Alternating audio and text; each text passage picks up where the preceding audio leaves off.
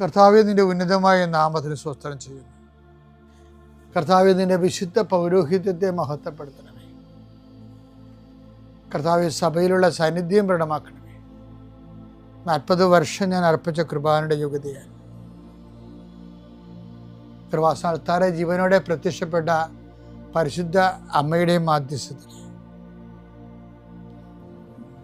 ഈ പ്രാർത്ഥന പ്രതീക്ഷിച്ചുകൊണ്ട് ലോകം മുഴുവനും വിവിധ സ്ഥലങ്ങളിൽ ജാഗ്രതയോടെ ഇരിക്കുന്ന ഓരോ മകൻ്റെ മേലും മകളുടെ മേലും കർത്താവേ, നിന്റെ തിരുമുറുവാർന്ന വലതുകരം ആണിപ്പെടുന്ന അത്ഭുതകരം വെക്കണമെന്ന് പ്രാർത്ഥിക്കുന്നു.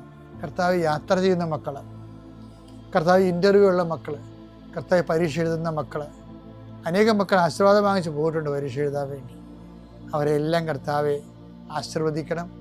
പരീക്ഷാ സമയങ്ങളിൽ കർത്താവെ അങ്ങ് അവിടെ കൂടെ വസിച്ചുകൊണ്ട് അവർക്ക് ചിലർക്ക് പരീക്ഷ എഴുതുന്നതിന് പ്രയാസമുള്ളവരുണ്ട്, ചിലർക്ക് ഓർമ്മ കിട്ടത്തില്ല, ഓർത്തെടുത്ത് കമ്പ്യൂട്ടറിൽ കറുപ്പിക്കാനോ വെളുപ്പിക്കാനോ പറ്റാത്തവരുണ്ട്, തീരുമാനം എടുക്കാൻ താമസം എടുക്കുന്നവരുണ്ട്.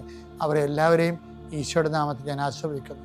കുടുംബത്തിലെ പ്രത്യേക അവസ്ഥ കൊണ്ടും പിന്നെ ഹോസ്റ്റലിൽ അവിടെയൊക്കെ നിൽക്കുന്നവർ ഭക്ഷണമില്ലായ്മ കൊണ്ടും നല്ല ഭക്ഷണം കിട്ടാത്തത് കൊണ്ടും അവന് ഉറക്കമില്ലാത്തത് കൊണ്ടും വയറൊക്കെ മോശമായിരുന്നതുകൊണ്ടും പല ആൾക്കാർക്കും പലതരം ശാരീരികമായ പല അവശതകളും ഉള്ളതുകൊണ്ടും പല കാര്യങ്ങളെയും ബാധിക്കുകയും വേദനിക്കുകയും നിരാശപ്പെടുകയും സങ്കടപ്പെടുകയും എന്ത് ചെയ്യണമെന്ന് അറിയാൻ പാടില്ലാതെ ഒരാശ്വാസമില്ലാതെ പരക്കം പാകുകയും ചെയ്യുന്ന എല്ലാ മക്കളെയും ഞാൻ കൃപാസ്ഥാനത്താറെ ജീവനോടെ പ്രത്യക്ഷപ്പെട്ട പരിശുദ്ധമ്മയുടെ മാധ്യസ്ഥത്തിൽ നിന്നെ യേശുനാമത്തിൽ ആശ്രയിക്കുന്നു. ദൈവവേദലെ നീ അനുഗ്രഹിക്കപ്പെട്ടവളാണ്, നീ അനുഗ്രഹിക്കപ്പെട്ടവനാണ്.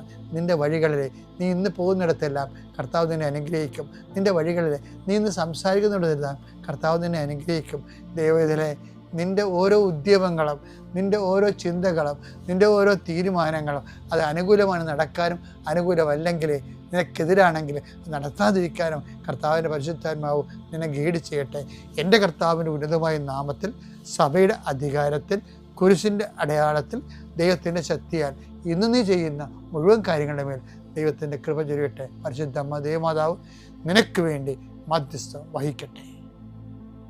പിതാവിൻ്റെയും പുത്രൻ്റെയും പരിശുദ്ധാത്മാവിൻ്റെയും നാമത്തിൽ. എൻ്റെ പ്രിയപ്പെട്ടവർ, നമ്മൾ ഇന്നലെ കണ്ടത് എന്താണെന്നറിയോ?